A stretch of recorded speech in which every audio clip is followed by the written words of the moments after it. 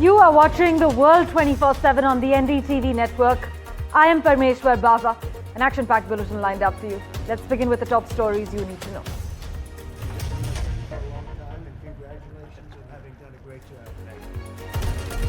US President Donald Trump has hinted at reaching a new trade deal with India soon, while a trade deal with the European Union could also possibly be finalized. The Israeli military struck the Syrian Defense Ministry in Damascus twice as it intervened in the clashes between the Syrian army and the Druze fighters in southern Syria and the country's deadliest violence in months.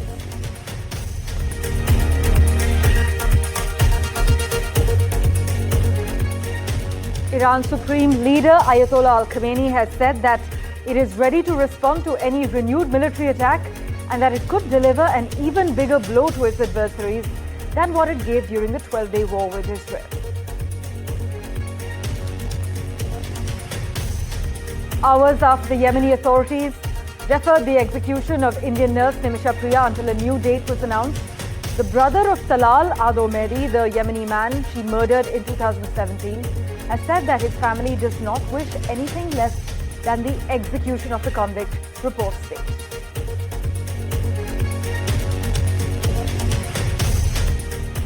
The US resumed deportation flights to so-called third countries after Supreme Court cleared the way for the controversial practice.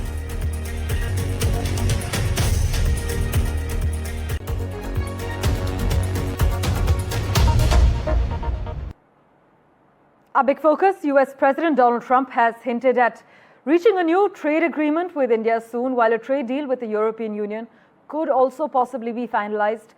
But it would be too soon to say if a deal with Canada can be agreed upon as the tariff deadline looms. India and the US, as you know, have been holding negotiations for the trade pact primarily to keep the tariffs below 20%. And during an interview with Real America's Voice on Wednesday, Trump was asked which trade deals were on the horizon, and he responded saying, "We're very close to India and we could possibly make a deal with the European Union." Do note the change in stance here. In fact, the US president told reporters that they made a deal with Indonesia. They have full access into Indonesia, saying his administration is going to announce a few other trade deals and also mentioned India in that context too. By the way, the comments made by the US president come as an Indian delegation arrived in Washington on Monday to discuss and actually finalize trade deals. The EU trade chief, meanwhile, was also on the way to Washington for tariff discussions. Just listen in to Donald Trump's latest remarks. We had one yesterday, that was announced. We have another one coming up, maybe with India. I don't know. We're in negotiation. When I send out a letter, that's a deal. In other words, that's a deal. The best deal we can make is to send out a letter. And the letter says that you'll pay 30%, 35%, 25%, 20%. We're very close to a deal with India where they open it up. Sakshi Bajaj has been tracking the finer developments. She joins us live at the moment. Sakshi, so during this latest interview, Trump has said that he's close to a trade deal with India and possibly a deal with the European Union, which is quite a change in stance, right? That's right. Another day, another interview, and another remark really from US President Donald Trump. Him very clearly saying the US is close to a trade deal with India now. This just a day after him saying that, look, the US has access to the Indian trade market. Now, what is India saying? First, for our viewers to understand, India is very clearly saying that, look, the Commerce Minister Piyush Goyal has said that the progress of the talks are taking place at a fast pace and they are looking at a deal in sight. However, very clearly, India has drawn red lines as far as the dairy and agriculture sectors are concerned. Now, as far as the European Union is concerned, remember, a very crucial trading partner there for the US, Donald Trump's stance has clearly taken a 360-degree turn, with him now saying there is a possibility of a trade deal. Remember, this comes in the backdrop of various other nations now looking at trade deals with Europe as well, and therefore his remarks are again getting investors glued into what's next. Sakshi, thanks so much for joining us with the latest. The other crucial headline we're tracking, Israel bombed the Syrian army headquarters in Damascus after warning the Islamist-led government to leave the Druze minority alone in its Sweda heartland, where a war monitor says sectarian clashes have killed nearly 250 people. Syrian government forces entered the majority Druze city of Sweda in the country's south with the stated aim of overseeing a ceasefire agreed with the Druze community leaders after clashes with local Bedouin tribes left dozens dead. This fighting, though, marks the most serious outbreak of violence in Syria since government forces battled Druze fighters in Sweda province and near Damascus in April and May, leaving more than 100 people dead. Here's what the US and Israel are saying. Listen in, followed by a report from Al Jazeera.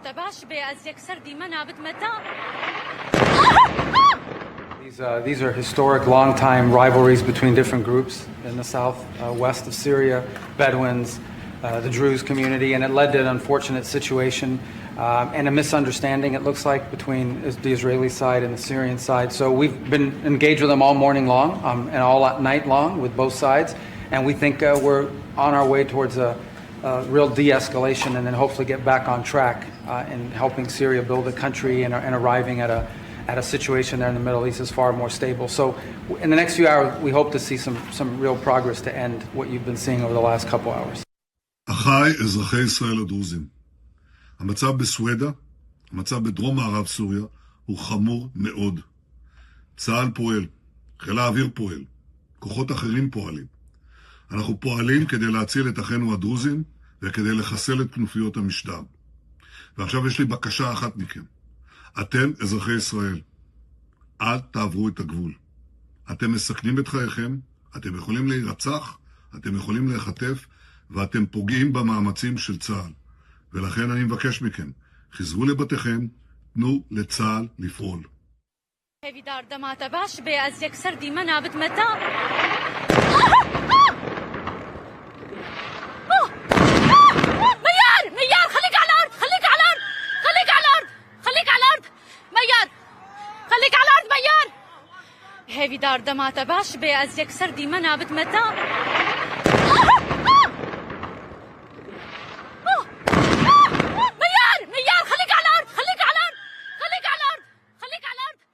The past few days saw dozens of civilians and military forces killed in intense clashes between Druze armed factions and Sunni Bedouin tribes alongside Syrian government forces in the country's Sweda province. What started as a series of tit-for-tat kidnappings spiraled into series rounds of fighting as tensions have simmered between the Druze and Syria's new Islamist-led government, which led the movement that toppled President Bashar al-Assad in early December. The interim government has promised to include the Druze, a small Islamic offshoot largely based in Syria, but has so far kept the authority. The Druze, like other minority groups in Syria, have been skeptical of those promises. Meanwhile, the Israeli army struck near the entrance of the Syrian Ministry of Defense in Damascus. Israel has launched a series of airstrikes on convoys of government forces in southern Syria since the clashes erupted and has beefed up forces on the border. It threatened to further intervene to back the Druze in the country. A number of Druze live in the Israeli-controlled Golan Heights and are related to those in Syria. Meanwhile, Israeli Prime Minister Benjamin Netanyahu's government lost its parliamentary majority after the ultra-Orthodox Shas party announced its decision to quit the ruling coalition. Shas cited disagreements over a proposed law related to military draft exemptions for religious students. The party actually opposes legislation that could limit the broad exemptions traditionally granted to ultra-Orthodox men. The departure of Shas follows the earlier exit of another ultra-Orthodox party, which is the United Torah Judaism, UTJ, which quit the coalition earlier this week over the same dispute. Now, with both religious parties that have quit, they're outside the government. Netanyahu is left leading a minority coalition, complicating his ability to pass legislation and manage internal pressure from far-right allies. This, as Iran's supreme leader Ayatollah Ali Khamenei has said that it is ready to respond to any renewed military attack and that it could deliver an even bigger blow to its adversaries than what it did during that 12-day war with Israel. Khamenei has said, and I quote, "The fact that our nation is ready to face the power of the United States and its dog on a leash, the regime, as in Israel, is very praiseworthy." Last month, the United States had launched strikes on Iran's nuclear and military facilities, as we had covered, although Iran has said that its nuclear program is for peaceful purposes only. But just listen in to Iran's supreme leader's latest remarks. اینی که یک ملت، یک کشور، یک نیروی نظامی در یک کشور در خودش این اعتماد به نفس رو ملاحظه کنه که آماده است با قدرت آمریکا و سگ زنجیریش در منطقه رژیم صهیونی سینه به سینه بشه و رو به رو بشه، نفس این اراده، نفس این اعتماد به نفس، این یک ارزش بسیار بسیار مهم. ملت به اینجا رسیده که مستقیم میایسته سینه به سینه این قدرت، از او نمیترسه بلکه او رو میترسانه. Let's switch tracks now. Well, efforts to save Nimisha Priya, who was sentenced to death by Yemen for killing Talal Abdomehdi, her husband, whom she had accused of harassment, may have suffered a setback because of media reports focusing on blood money or cash offered to his family in exchange for a pardon. Samuel Jerome, who is a social worker in Yemen battling to bring the Keralanas home, has told NDTV that Mr. Mehdi's brother was angry after media reports seemed to show the family more interested in the money than justice. But Mr. Jerome told NDTV he is working to repair and restore relations with Mr. Mehdi's family. This, Mr. Jerome said, was after reports from India claimed that $1 million would be paid in blood money for Mr. Mehdi's family, who would then forgive Ms. Priya and lift the death sentence over her. Vishnu Shom spoke to Samuel Jerome. Listen in. You are working to save the life of Nimisha Priya. Can we take for granted at this stage that you have won this battle, or is it still ongoing? Nobody has won anything. People have to understand there's something. So that's a very, that would be a very, very out of context statement. What we have done is we have gained some time to plead mercy to the family.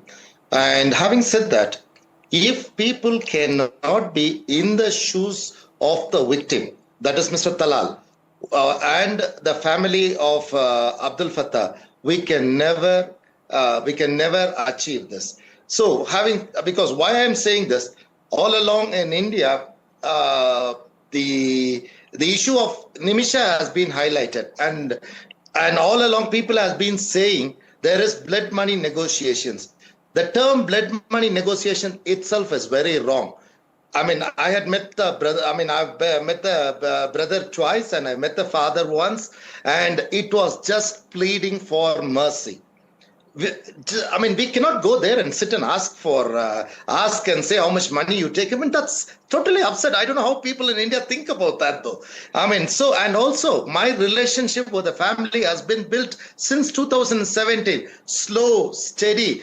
During every court hearing, I used to go, I used to talk to him, I used to shake my hands, and meeting them,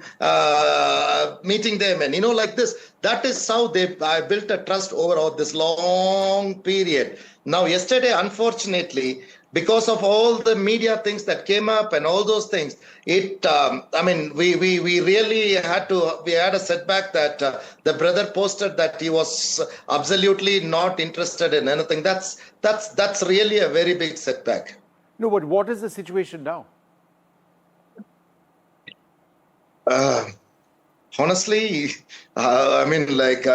this is something, a time where I should have been sitting and planning and thinking how I can move forward. But then all the bridges that I built all this year has been burnt down. That is the fact of the matter, So now I have to again build the bridges. Well, in other news, the United States resumed deportation flights to so-called third countries after the Supreme Court cleared the way for the controversial practice. So 5 migrants from 5 different countries were flown on Tuesday to the small southern African nation of Eswatini, and the Donald Trump administration has previously sent deportees to El Salvador and South Sudan as part of its intensifying immigration crackdown, drawing scrutiny and legal challenges, as you can imagine. But by the way, it's not unheard of for governments to deport people to countries they aren't from. Australia sends asylum seekers to offshore processing facilities in Pacific Island nations, and the UK's previous government struck a similar deal with Rwanda, as we had covered. But that plan cost more than $900 million, and only a total of 4 migrants were actually transferred.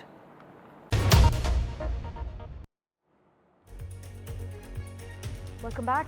Let's shift our focus now to our neighborhood, to Bangladesh, where violence erupted at a rally of youth-led National Citizen Party in the southern town of Gopalganj, with 4 people killed and more injured, according to local media. Deadly student-led protests forced long-time Prime Minister Sheikh Hasina to flee to India in August last year, and since then, there have been delays over promised reforms, growing protests, as well as political division in Bangladesh.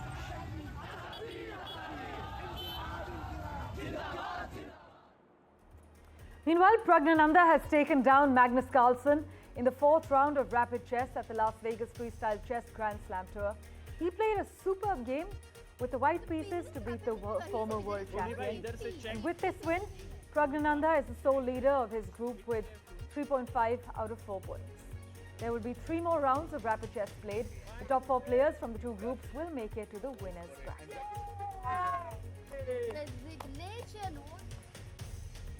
Meanwhile, Donald Trump has lashed out against his own supporters, calling them gullible weaklings for questioning the transparency of a secretive government inquiry into the late high-profile socialite and sex offender Jeffrey Epstein.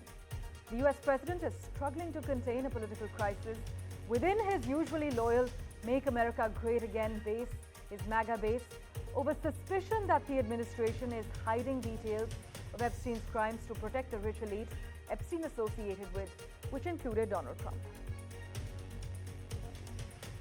Nvidia is back in action with its China sales, and the market is cheering. The chip giant has received a green light from the US government to resume exports of its advanced H20 AI chips to China, according to multiple sources. The announcement triggered a strong market response, with Nvidia stock price jumping 4.47% in pre-market trading. AMD, by the way, also rode the wave, gaining 3.18% to hit the $150.89 pre-market. The news, which signals a potential easing in US-China chip tensions, is drawing serious attention from investors, analysts, and AI industry leaders. Meanwhile, a rare oil portrait of Mahatma Gandhi, believed to be the only one he sat for the artist to paint, has fetched triple its estimate at £152,800 or 1.75 crore rupees in an auction in London. This painting, which had never before been offered at auction, had been on offer for an online auction with a guide price range between £50,000 and £70,000 and was the top lot of the travel and exploration fair. Meanwhile, a volcanic eruption in southwestern Iceland has once again forced the evacuation of local residents and the internationally known Blue Lagoon geothermal spa. The eruption began around 4 a.m. on Wednesday local time, following an intense swarm on the peninsula southwest of the capital. Some 100 people were evacuated shortly after this activity began, and tourists at a campsite and guests at the Blue Lagoon were forced to quickly pack their bags. In other news, 2 stars of the Harry Potter films, including actress Emma Watson, were each banned from driving for 6 months after being caught speeding in separate incidents. Emma Watson, who is still a student, already had 9 penalty points on her license prior to this speeding offence. Now she has been ordered to pay a total of £1,044 by a court. She, by the way, was banned for driving at 38 miles an hour in a 30-mile zone in southeastern Banbury last July.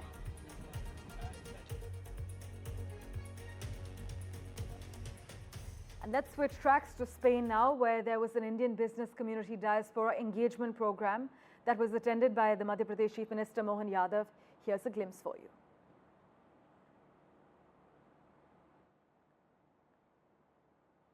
यशस्वी प्रधानमंत्री के नेतृत्व में जिस प्रकार से हमारी भारत सरकार ने हमको छूट दी है और मध्य प्रदेश उनके दिल के ज़्यादा करीब भी है, इस नाते से मैं माननीय मोदी जी की तरफ से भी और मध्य प्रदेश राज्य में जब बिजली, पानी, लैंड बैंक, मानव संपदा सभी प्रकार की एक विकास करने के साथ साथ व्यापार करने की जो आवश्यकता होती है, वो सारी बातों को आपके साथ जोड़कर देखते हैं। तो मैं इस तरह से बोल सकता हूं कि आज इस पूरी बिजनेस मीटिंग में जिस दृष्टि से मंच से बात हुई है उतनी गंभीरता से आपने सबने भी सुना है. Thank you so much for investing your time and watching this edition of The World 24/7. As always, we'll keep tracking the latest for you. Do stay tuned.